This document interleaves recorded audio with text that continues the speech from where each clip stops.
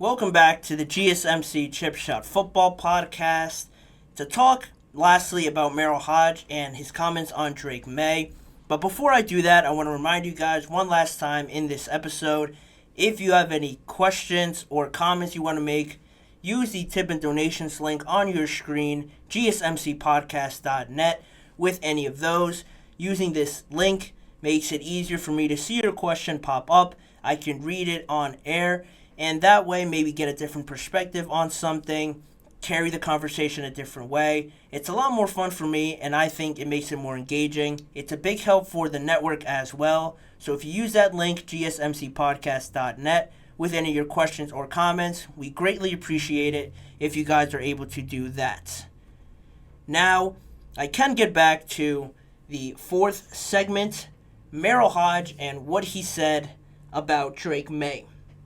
There's no question right now around how difficult it has been for the top 3 teams, top 4 teams, to decide between the best quarterbacks in this draft, right? We've talked about it already a lot. Drake Maye, Jaden Daniels, J.J. McCarthy rushing up his way up the draft boards and being in this conversation as well. Caleb Williams is also in there, but he is going number 1. I don't think that's really a doubt in most people's minds. And now, some people have Drake Maye as a top 2 quarterback ahead of Daniels. Some people might have J.J. McCarthy as a top 2 quarterback. Some have him as their best quarterback. I don't, but some people do. Some have him at number 3. And now Chris Sims had him at number 3. And now Merrill Hodge has him way down below that. I have him as 4, but Merrill Hodge is really rating him a lot lower than I've seen a good amount of people rate Drake Maye. I've had my questions about it. That's obvious. I've mentioned them on here.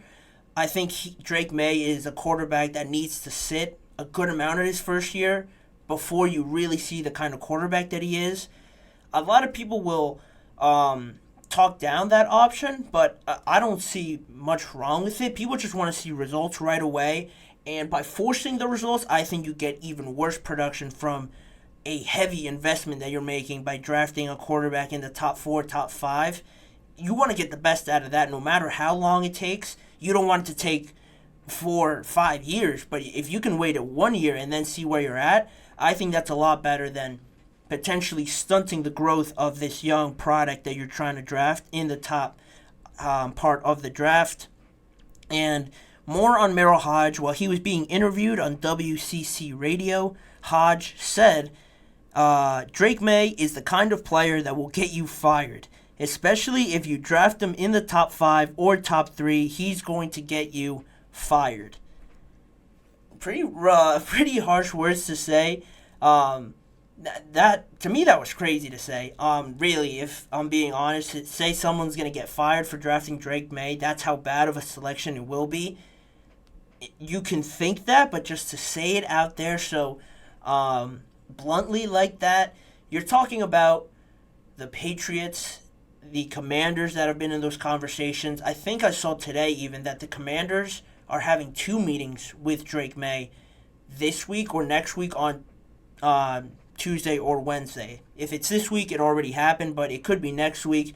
I'm almost certain it's next week, actually. But they're having 2 meetings with him. So if you're having 2 meetings with him, you want to really get to know him and see if this guy could be your franchise quarterback.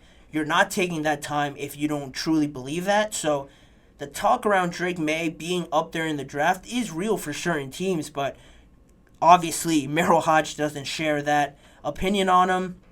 He later on went to compare Drake Maye to Malik Willis, who was a popular name as well leading up into the draft at a Liberty University. He had a very impressive pro day, making some wow throws. All the scouts were there, saw him work out like that. I won't lie, I was a believer in Malik Willis. In that draft when the Steelers took Kenny Pickett ahead of him, I probably would have been on the side of drafting Malik Willis.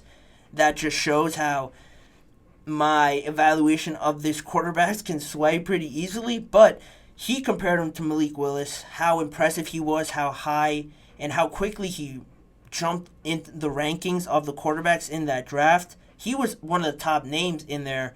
But then obviously he ended up being drafted in the third round by the Titans, and now it hasn't worked out so much that he is probably their backup or third-ranked quarterback right now in their draft order, in their depth chart, actually, I should say. And to that, after he compared both of them, he said that and he said that I watched every one of his games last year. His last game against North Carolina State was probably the most embarrassing display I've seen from a guy who is supposed to be an elite franchise quarterback. He's erratic. He's everywhere. Merrill Hodge is a former ESPN analyst and a former NFL player. He played fullback in the NFL. So there is some validity, some sense to what he's saying with some of these words, how harsh he is, how critical he is. At least that's how I feel, getting these comments from former players, people that have been in organizations and in these locker rooms, in these situations. That holds more weight to me than someone who has never played, obviously, who is on TV talking about it, almost like they've been there, but they just haven't really experienced it. At least Merrill Hodge has been there, so I can take what he says and think about it, analyze what he's looking at, how it really portrays to myself. And I do still have some questions. He mentioned that North Carolina State game. In that game, Drake Maye, I will agree, didn't look great. He had less than a 60% completion percentage, 2 touchdowns, 2 interceptions, and 254 yards in a 39-20 loss. They were down 33-7 at one point, so again, it doesn't paint a good picture for Drake Maye if you're just looking at that one game. And in his comments, I think he mentioned last year. He watched every game last year of Drake Maye. It paints a different story than what happened the year before, because Drake Maye, I think, started getting all this hype 2 years ago when North Carolina was very good, playing in a very tough conference than Liberty it does. They're in the ACC, so comparing UNC and how his struggles happened in last year compared to what Liberty did and how Malik Willis looked at Liberty, different level of competition there. You can't really compare them that way, UNC and Liberty, just because they face two different levels of competition, first off, and then in the year previous to last year, Drake Maye really had one of his better years. He looked better because he had better players on his team. Then last year, most of them left, and he still, not to make an excuse for him, still had to go out there and play well, and he was supposed to carry this team in a way. And football, like most people know, isn't a sport where one guy can just dominate, put up 60 points like in an NBA game and still win the game or still make it close. It's not like that at all in football. People really thought and bought into the Willis hype, but when he went where he should have, to Hodge's point, Drake Maye is going way too high, but I think Hodge probably knows that he's not outside the top 10, so that's really the only similarity I see. Just saying that both of them were projected to go too high, yes, that statement is true. To say that Drake Maye could go top 2, that statement, that fact is too high. Same with Malik Willis. He was projected to go in the first round. That's way too high for him. Seeing how he turned out right now, he's still early in his career, but seeing what you've seen so far, that statement is accurate. But I think it's too harsh because you're going off of last year when he gained most of his notoriety. The year prior to that, when UNC was better, when they made it into championship games, where he had better stats. You can't evaluate Drake Maye on just last year like you can with all these other quarterbacks. He is more of a 2-year gap kind of player, similarly to J.J. McCarthy, because Michigan obviously didn't win the national championship 2 years ago. They fell short in some way. Now this year they were completely dominant, steamrolled everybody, had one loss on the year. So that is a different perspective to take with J.J. Drake Maye has a longer landscape that you have to look at and evaluate. You can't just go off of last year because it isn't an accurate picture of what he could be. I don't have him as a top 2, top 3 quarterback like I mentioned at the start of this, but I think saying someone's going to get fired by drafting him, I don't see it as that way, because if you look at the rosters, the Patriots have Jacoby Brissett there.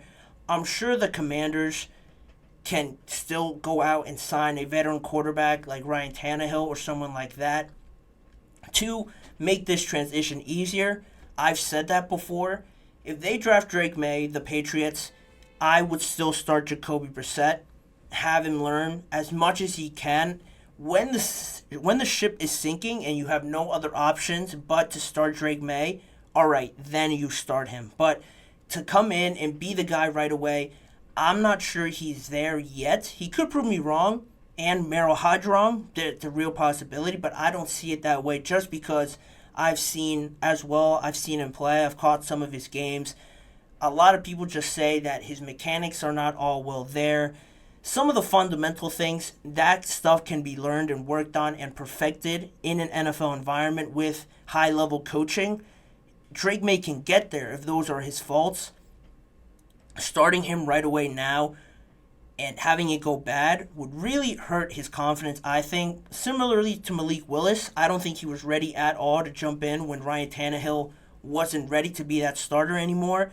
Malik Willis jumped in with really little to any experience of what he was to expecting there. You saw him really learn as the games went on. In all those snaps that he received in the game, that was pretty much his practice, his run at things in an NFL game. He definitely didn't get any practice with the ones during minicamp or training camp or the practices leading up to games. It was sudden. Ryan Tannehill's not starting. You're the guy now. Go in there and trying to win us a game, trying to get us playing better than what Ryan Tannehill had. That's not realistic, and that's why you see situations like a Malik Willis. He is very talented, but it just didn't work out because of the situation. He was forced into it. You don't want that happening with Drake Maye, so that's why I feel that, yeah, Drake Maye might not be up there with Jaden and Caleb in my estimation, but I don't have him as low, or I wouldn't criticize him as badly as as Merrill Hodge, because he's still a work in progress. Some of these other guys are a more finished product, and you have to look at it that way and see why the Patriots, the Commanders, have some serious interest in him. That's not made up. They're looking at everybody. I really believe they're considering Drake Maye that high, but, we're going to have to see where they end up drafting him. It could just end up being Caleb, Jaden, Drake, and then JJ, or JJ and Drake switch up. All this talk could just be, hearsay, but that's where it stands right now. Merrill Hodge, not a fan of Drake Maye, evidently, but he could prove everybody wrong. Hopefully he goes out there and plays great. You don't want to wish badly on anybody, but we're going to have to see how that pans out. The biggest thing for me, the situation that they fall, that's going to be the biggest determinant in how their careers play out. And in saying that, I will leave it there. A good spot to end on today's episode. Again, I apologize if it was a bit stuttery, problems with the connection. I think it's just the room that I'm in, so I will fix that and find a better spot to do the show. But like I mentioned, this is the end of it. I have run out of time. I want to thank you guys for joining me on today's episode of the GSMC Chip Shot Football Podcast, presented by the GSMC Sports Network. Please remember to like, follow, and subscribe to the show. And make sure to also follow us on Facebook, Instagram, Twitter, and TikTok for more of the network's content. If you want to see more of me and the show and this show, check out the GSMC Sports Network channel and the GSMC Podcast Network channel on YouTube, where YouTube Shorts are posted every day.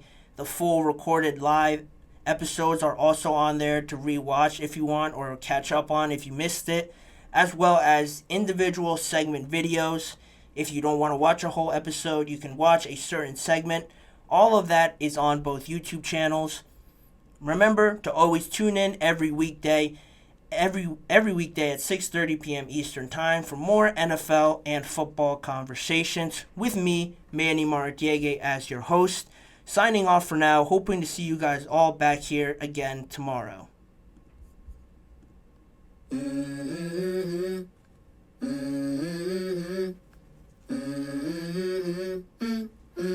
Let's go. I wake up to a little bit of drool on my pillow, feel like it's gonna be a bad day. Yeah, I'm tired of shit, and the coffee ain't hit yet, damn, ain't that great. I don't wanna go